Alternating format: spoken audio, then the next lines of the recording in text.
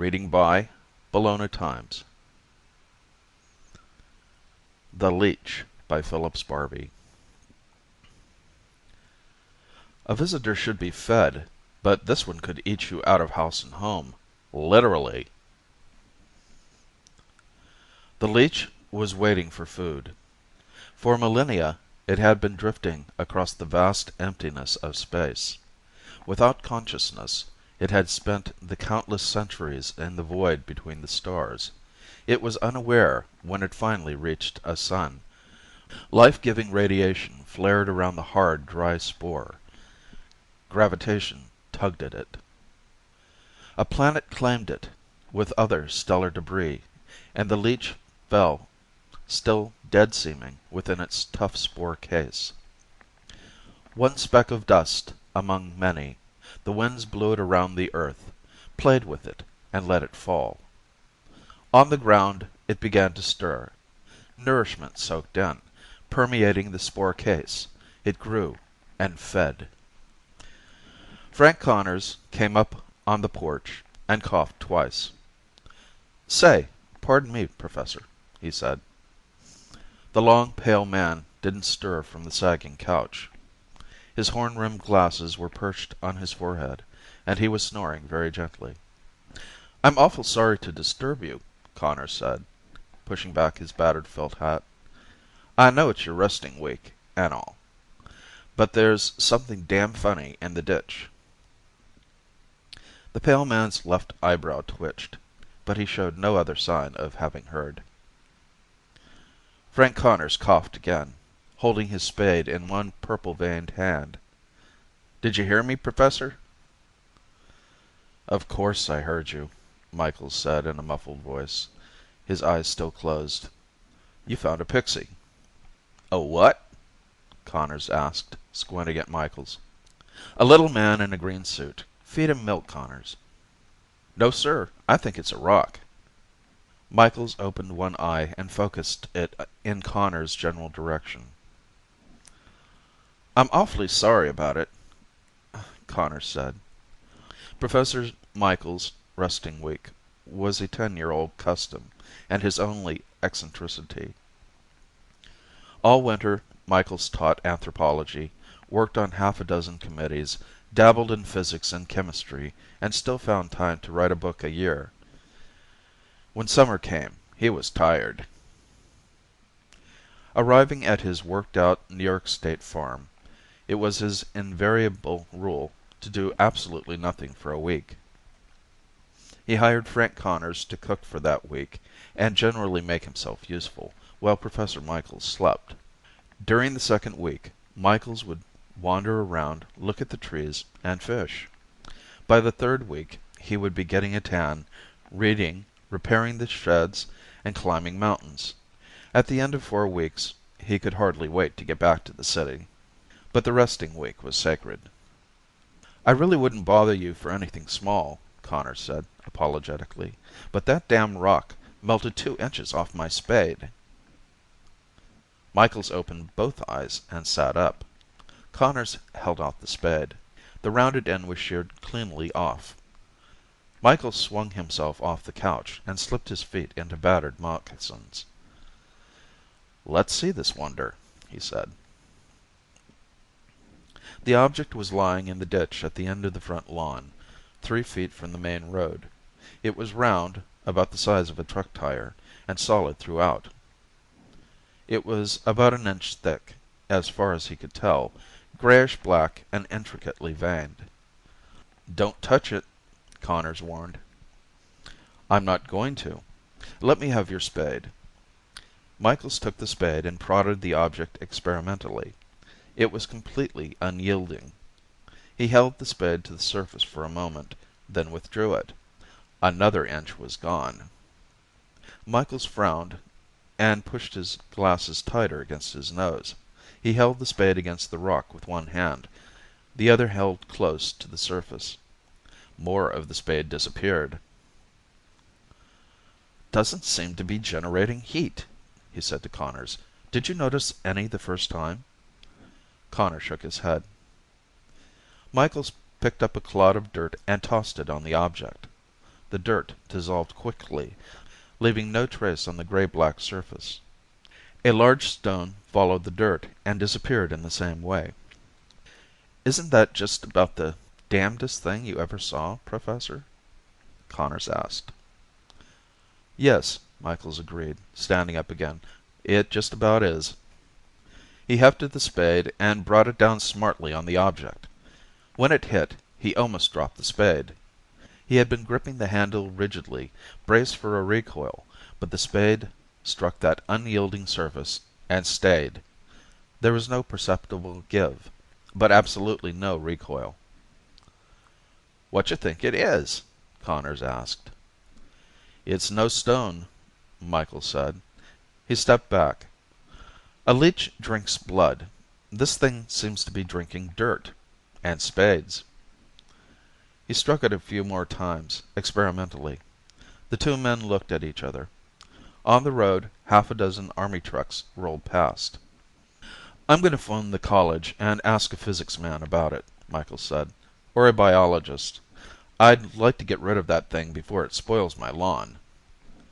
They walked back to the house. Everything fed the leech. The wind added its modicum of kinetic energy, ruffling across the gray-black surface. Rain fell, and the force of each individual drop added to its store. The water was sucked in by the all-absorbing surface.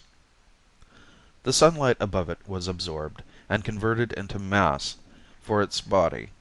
Beneath it, the soil was consumed. Dirt, stones, and branches broken down by the leech's complex cells and changed into energy. Energy was converted back into mass, and the leech grew. Slowly, the first flickers of consciousness began to return. Its first realization was of the impossible smallness of its body. It grew. When Michaels looked the next day, the leech was 8 feet across, sticking out into the road and up the side of the lawn. The following day it was almost 18 feet in diameter, shaped to fit the contour of the ditch and covering most of the road. That day the sheriff drove up in his Model A, followed by half the town. "Is that your leech thing, Professor Michaels?"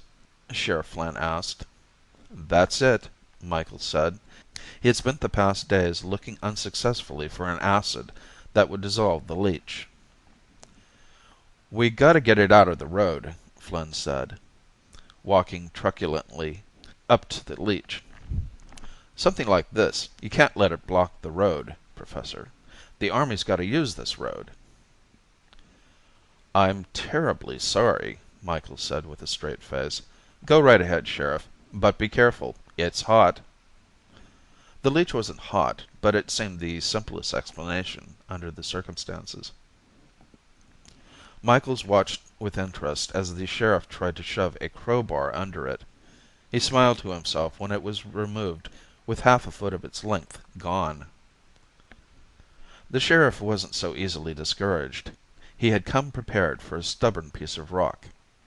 He went to the rumble seat of his car and took out a blowtorch and a sledgehammer, ignited the torch, and focused it on one edge of the leech.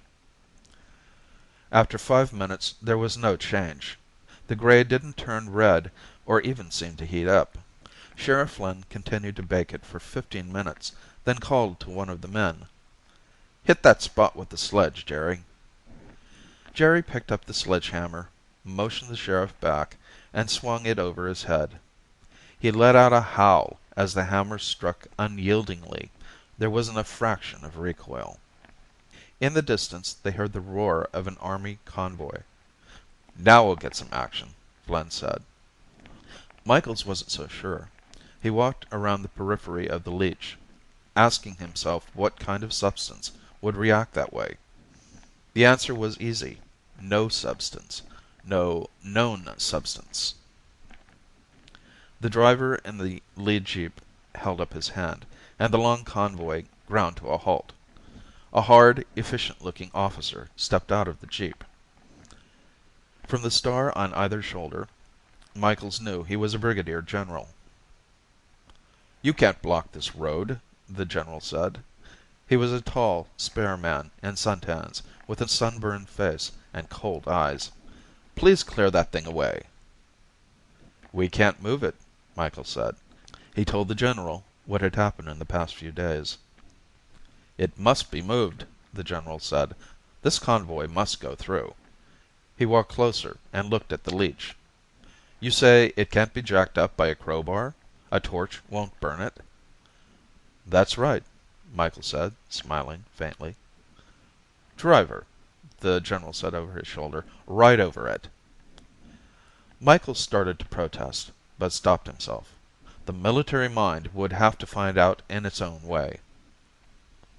The driver put his jeep in gear and shot forward, jumping the Leech's 4-inch edge. The jeep got to the center of the Leech and stopped. "I didn't tell you to stop," the general bellowed. "I didn't, sir," the driver protested. The jeep had been yanked to a stop and had stalled. The driver started it again, shifted to four-wheel drive, and tried to ram forward. The jeep was fixed immovably, as though set in concrete. "Pardon me," Michael said. "If you look, you can see that the tires are melting down." The general stared, his hand creeping automatically toward his pistol belt. Then he shouted, "Jump, driver! Don't touch that gray stuff!" White-faced, the driver climbed to the hood of his jeep, looked around him, and jumped clear. There was complete silence as everyone watched the jeep. First its tires melted down, and then the rims. The body, resting on the gray surface, melted too. The Ariel was the last to go. The general began to swear softly under his breath. He turned to the driver. "Go back and have some men bring up hand grenades and dynamite." The driver ran back to the convoy. "I don't know what you've got here," the general said, "but it's not going to stop a U.S. Army convoy." Michaels wasn't so sure. The Leech was nearly awake now, and its body was calling for more and more food. It dissolved the soil under it at a furious rate, filling it in with its own body, flowing outward. A large object landed on it, and that became food also. Then, suddenly, a burst of energy against its surface, and then another, and another. It consumed them gratefully, converting them into mass. Little metal pellets struck it, and their kinetic energy was absorbed, their mass converted. More explosions took place, helping to fill the starving cells. It began to sense things. Controlled combustion around it, vibrations of wind, mass movements. There was another, greater explosion, a taste of real food. Greedily it ate, growing faster. It waited anxiously for more explosions, while its cells screamed for food. But no more came. It continued to feed on the soil and on the sun's energy. Night came, noticeable for its lesser energy possibilities, and then more days and nights. Vibrating objects continued to move around it. It ate, and grew, and flowed. Michael stood on a little hill, watching the dissolution of his house. The Leech was several hundred yards across now, lapping at his front porch. Goodbye, home, Michaels thought, remembering the 10 summers he had spent there. The porch collapsed into the body of the Leech. Bit by bit, the house crumpled. The Leech looked like a field of lava now, a blasted spot on the green earth. "Pardon me, sir," a soldier said, coming up behind him. "General O'Donnell would like to see you." "Right," Michaels said, and took his last look at the house. He followed the soldier through the barbed wire that had been set up in a half-mile circle around the Leech. A company of soldiers was on guard around it, keeping back the reporters and the hundreds of curious people who had flocked to the scene. Michaels wondered why he was still allowed inside. Probably, he decided, because most of this was taking place on his land. The soldier brought him to a tent. Michaels stooped and went in. General O'Donnell still in his suntans, was seated at a small desk. He motioned Michaels to a chair. "I've been put in charge of getting rid of this Leech," he said to Michaels. Michaels nodded, not commenting on the advisability of giving a soldier a scientist's job. "You're a professor, aren't you?" "Yes, anthropology." "Good. Smoke?" The general lighted Michaels' cigarette. "I'd like you to stay around here in an advisory capacity. You were one of the first to see this Leech. I'd appreciate your observations on," he smiled, "the enemy." "I'd be glad to," Michaels said. "However, I think this is more in the line of a physicist or a biochemist." "I don't want this place cluttered with scientists," General O'Donnell said, frowning at the tip of his cigarette. "Don't get me wrong, I have the greatest appreciation for science. I am, if I do say so, a scientific soldier. I'm always interested in the latest weapons. You can't fight any kind of war any more without science." O'Donnell's sunburned face grew firm. "But I can't have a team of longhairs poking around this thing for the next month, holding me up. My job is to destroy it, by any means in my power, and at once. I am going to do just that." "I don't think you'll find it that easy," Michaels said. "That's what I want you for," O'Donnell said. "Tell me why, and I'll figure out a way of doing it." "Well, as far as I can figure out, the Leech is an organic mass energy converter, and a frighteningly efficient one. I would guess that it has a double cycle. First it converts mass into energy, then back into mass for its body. Second, energy is converted directly into the body mass. How this takes place, I do not know. The Leech is not protoplasmic. It may not even be cellular. So we need something big against it," O'Donnell interrupted. "Well, that's all right. I've got some big stuff here." "I don't think you understand me," Michael said. "Perhaps I'm not phrasing this very well. The Leech eats energy. It can consume the strength of any energy weapon you use against it." "What happens," O'Donnell asked, "if it keeps on eating?" "I have no idea what its growth limits are," Michael said. "Its growth may be limited only by its food source." "You mean it could continue to grow probably forever?" "It could possibly grow as long as it had something to feed on." "This is really a challenge," O'Donnell said. "That Leech can't be totally impervious to force." "It seems to be. I suggest you get some physicists in here. Some biologists also. Have them figure out a way of nullifying it." The general put out his cigarette. "Professor, I cannot wait while scientists wrangle. There is an axiom of mine which I'm going to tell you." He paused impressively. "Nothing is impervious to force. Muster enough force and anything will give. Anything." "Professor," the general continued, in a friendlier tone, "you shouldn't sell short the science you represent. We have, massed under North Hill, the greatest accumulation of energy and radioactive weapons ever assembled in one spot. Do you think your Leech can stand the full force of them?" "I suppose it's possible to overload the thing," Michael said, doubtfully. He realized now why the general wanted him around. He supplied the trappings of science without the authority to override O'Donnell. "Come with me," General O'Donnell said cheerfully, getting up and holding back a flap of the tent. "We're going to crack that Leech in half." After a long wait, rich food started to come again, piped into one side of it. First there was only a little, and then more and more. Radiations, vibrations, explosions, solids, liquids, an amazing variety of edibles. It accepted them all. But the food was coming too slowly for the starving cells, for new cells were constantly adding their demands to the rest.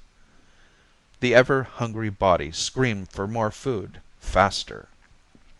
Now that it had reached a fairly efficient size, it was fully awake. It puzzled over the energy impressions around it, locating the source of the new food massed in one spot. Effortlessly, it pushed itself into the air, flew a little way, and dropped on the food. Its super efficient cells eagerly gulped the rich radioactive substances, but it did not ignore the lesser potentials of metal and clumps of carbohydrates. "The damn fools," General O'Donnell said. "Why did they have to panic? You'd think they'd never been trained." He paced the ground outside his tent, now in a new location 3 miles back. The Leech had grown to 2 miles in diameter. 3 farming communities had been evacuated. Michaels, standing beside the general, was still stupefied by the memory. The Leech had accepted the mass power of the weapons for a while, and then its entire bulk had lifted in the air. The sun had been blotted out as it flew leisurely over North Hill and dropped. There should have been time for evacuation, but the frightened soldiers had been blind with fear. 67 men were lost in Operation Leech, and General O'Donnell asked permission to use atomic bombs. Washington sent a group of scientists to investigate the situation. "Haven't those experts decided yet?" O'Donnell said, halting angrily in front of the tent. "They've been talking long enough." "It's a hard decision," Michaels said.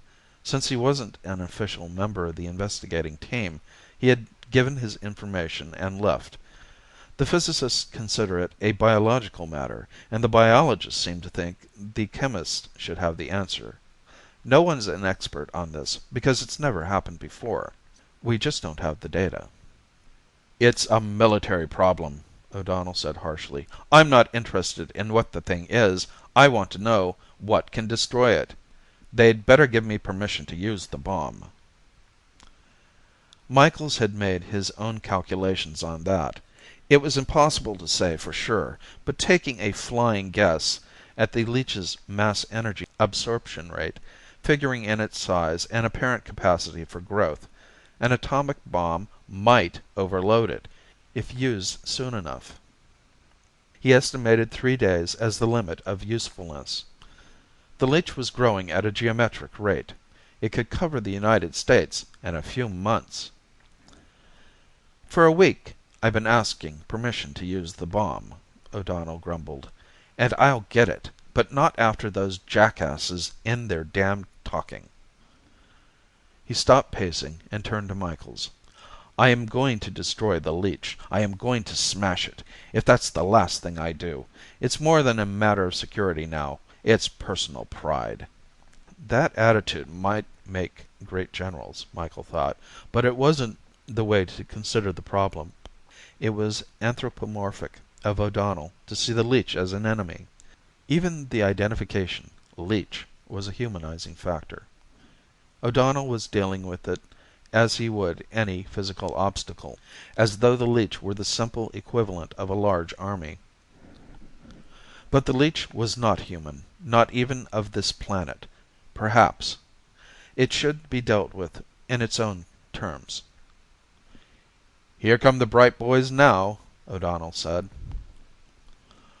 From a nearby tent, a group of weary men emerged, led by Allenson, a government biologist. "Well?" the general asked. "Have you figured out what it is?" "Just a minute. I'll hack off a sample," Allenson said, glaring through red-rimmed eyes. "Have you figured out some scientific way of killing it?" "Oh, that wasn't too difficult," Moriarty, an atomic physicist, said wryly. "Wrap it in a perfect vacuum. That'll do the trick. Or blow it off the Earth with anti-gravity." "But failing that," Allenson said, "we suggest you use your atomic bombs, and use them fast." "Is that the opinion of your entire group?" O'Donnell asked, his eyes glittering. "Yes." The general hurried away. Michaels joined the scientists. "He should have called us in at the very first," Allenson complained. "There's no time to consider anything but force now." "Have you come to any conclusions about the nature of the Leech?" Michaels asked. Only general ones, Moriarty said. And they're about the same as yours. The Leech is probably extraterrestrial in origin. It seems to have been in a spore stage until it landed on Earth. He paused to light a pipe. Incidentally, we should be damned glad it didn't drop in an ocean. We'd have had the Earth eaten out from under us before we knew what we were looking for. They walked in silence for a few minutes. As you mentioned, it's a perfect converter. It can transform mass into energy, and any energy into mass. Moriarty grinned. Naturally, that's impossible, and I have figures to prove it.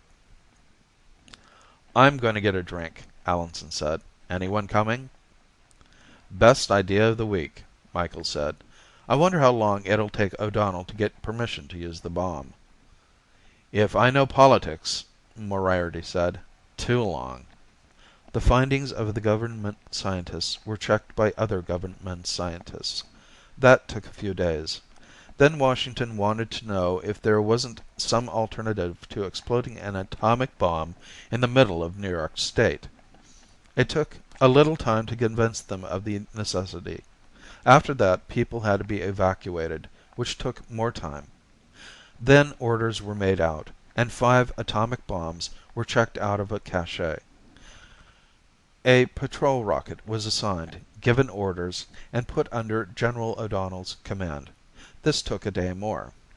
Finally, the stubby scout rocket was winging its way over New York. From the air, the grayish-black spot was easy to find. Like a festered wound, it stretched between Lake Placid and Elizabethtown, covering Keene and Keene Valley and lapping at the edges of Jay. The first bomb was released. It had been a long wait after the first rich food. The greater radiation of day was followed by the lesser energy of night many times, as the leech ate away the earth beneath it, absorbed the air around it, and grew. Then, one day, an amazing burst of energy. Everything was food for the leech, but there was always the possibility of choking. The energy poured over it, drenched it, battered it, and the leech grew frantically, trying to contain the titanic dose. Still small, it quickly reached its overload limit. The strained cells, filled to satiation, were given more and more food. The strangling body built new cells at lightning speed, and it held. The energy was controlled, stimulating further growth. More cells took over the load, sucking in the food. The next doses were wonderfully palatable, easily handled. The leech overflowed its bounds, growing, eating, and growing. That was a taste of real food. The leech was as near ecstasy as it had ever been. It waited hopefully for more, but no more came. It went back to feeding on the earth. The energy, used to produce more cells, was soon dissipated. Soon it was hungry again. It would always be hungry. O'Donnell retreated with his demoralized men. They camped 10 miles from the leech's southern edge, in the evacuated town of Schroon Lake. The leech was over 60 miles in diameter now, and still growing fast. It lay sprawled over the Adirondack Mountains, completely blanketing everything from Saranac Lake to Port Henry, with one edge of it over Westport in Lake Champlain. Everyone within 200 miles of the leech was evacuated. General O'Donnell was given permission to use hydrogen bombs, contingent on the approval of his scientists. What have the bright boys decided? O'Donnell wanted to know. He and Michaels were in the living room of an evacuated Schroon Lake house. O'Donnell had made it his new command post. Why are they hedging? O'Donnell demanded impatiently. The leech has to be blown up quick. What are they fooling around for? They're afraid of a chain reaction, Michaels told him. A concentration of hydrogen bombs might set up in the Earth's crust or in the atmosphere. It might do any of half a dozen things.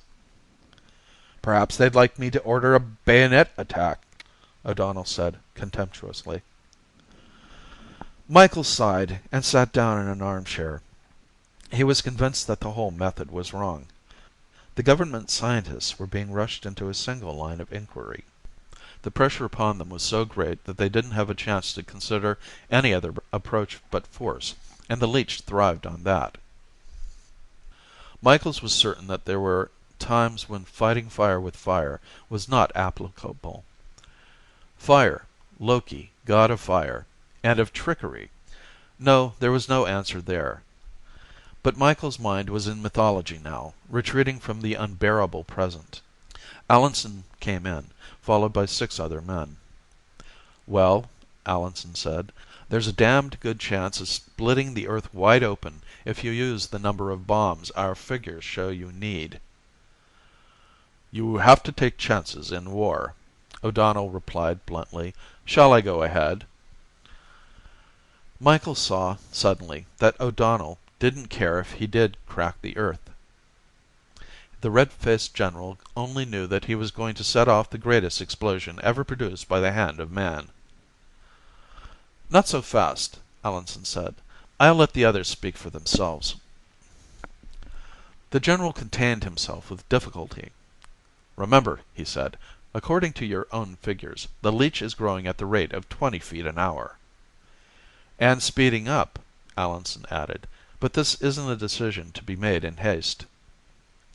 Michaels found his mind wandering again, to the lightning bolts of Zeus. That was what they needed, or the strength of Hercules. Or he sat up suddenly. "Gentlemen, I believe I can offer you a possible alternative, although it's a very dim one." They stared at him. "Have you ever heard of Antaeus?" he asked. The more the leech ate, the faster it grew, and the hungrier it became. Although its birth was forgotten, it did remember a long way back. It had eaten a planet in that ancient past. Grown tremendous, ravenous, it had made the journey to a nearby star and eaten that, replenishing the cells converted into energy for the trip. But then there was no more food, and the next star was an enormous distance away. It set out on the journey, but long before it reached the food, its energy ran out. Mass, converted back to energy to make the trip, was used up. It shrank. Finally, all the energy was gone. It was a spore, drifting aimlessly, lifelessly in space. That was the first time. Or was it? It thought it could remember back to a distant, misty time when the universe was evenly covered with stars. It had eaten through them, cutting away whole sections, growing, swelling. And the stars had swung off in terror, forming galaxies and constellations. Or was that a dream? Methodically, it fed on the Earth, wondering where the rich food was. And then it was back again, but this time above the leech. It waited, but the tantalizing food remained out of reach. It was able to sense how rich and pure the food was. Why didn't it fall? For a long time the leech waited, but the food stayed out of reach. At last it lifted and followed. The food retreated, up from the surface of the planet. The leech went after it as quickly as its bulk would allow.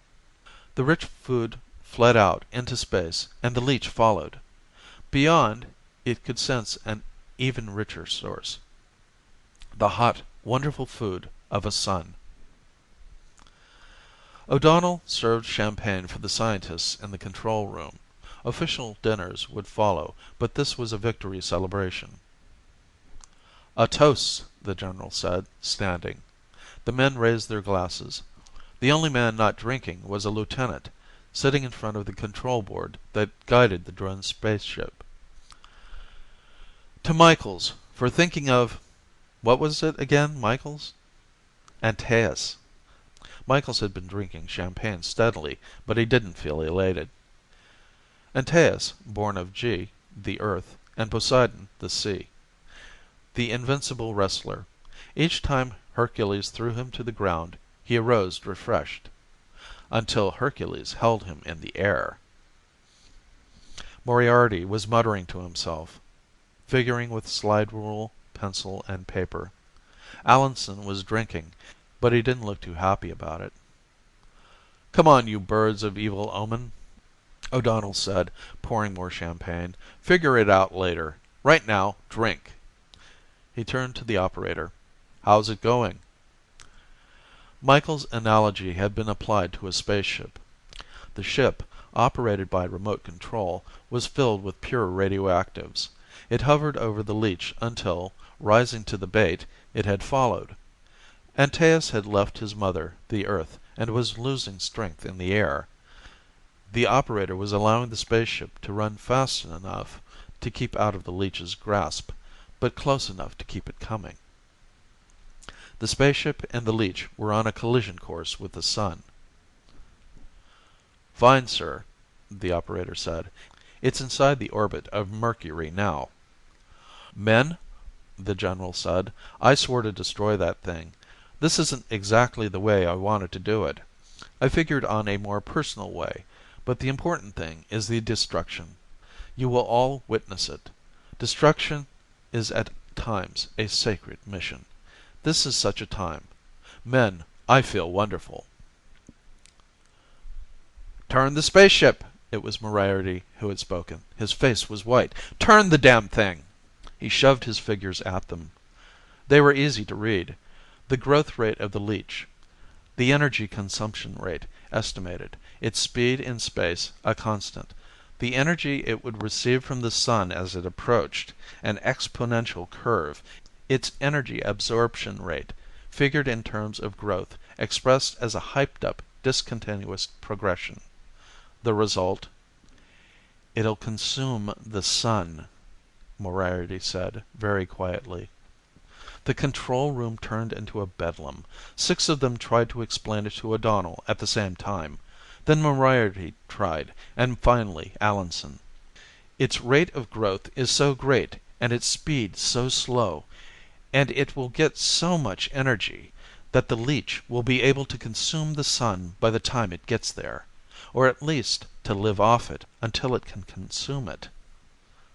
O'Donnell didn't bother to understand. He turned to the operator. Turn it, he said. They all hovered over the radar screen, waiting. The food turned out of the Leech's path and streaked away. Ahead was a tremendous source, but still a long way off. The Leech hesitated. Its cells, recklessly expending energy, shouted for a decision. The food slowed, tantalizingly near. The closer source, or the greater? The Leech's body wanted food, now. It started after it, away from the sun.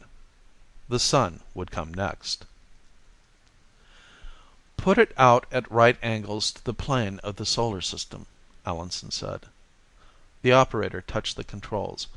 On the radar screen, they saw a blob pursuing a dot. It had turned. Relief washed over them. It had been close. In what portion of the sky would the Leech be? O'Donnell asked, his face expressionless. Come outside. I believe I can show you, an astronomer said. They walked to the door. Somewhere in that section, the astronomer said, pointing. Fine. All right, soldier, O'Donnell told the operator. Carry out your orders. The scientists gasped in unison. The operator manipulated the controls, and the blob began to overtake the dot. Michael started across the room. Stop, the general said, and his strong, commanding voice stopped Michael's. I know what I'm doing. I had that ship especially built. The blob overtook the dot on the radar screen. I told you this was a personal matter, O'Donnell said. I swore to destroy that Leech. We can never have any security while it lives. He smiled. Shall we look at the sky? The general strolled to the door, followed by the scientists. Push the button, soldier. The operator did. For a moment nothing happened. Then the sky lit up. A bright star hung in space. Its brilliance filled the night, grew, and started to fade. What did you do? Michaels gasped. That rocket was built around a hydrogen bomb, O'Donnell said, his strong face triumphant. I set it off at the contact moment. He called to the operator again. Is there anything showing on the radar? "Not a speck, sir." "Men," the general said, "I have met the enemy and he is mine. Let's have some more champagne." But Micheals found that he was suddenly ill. It had been shrinking from the expenditure of energy when the great explosion came. No thought of containing it. The Leech's cells held for the barest fraction of a second, and then spontaneously overloaded.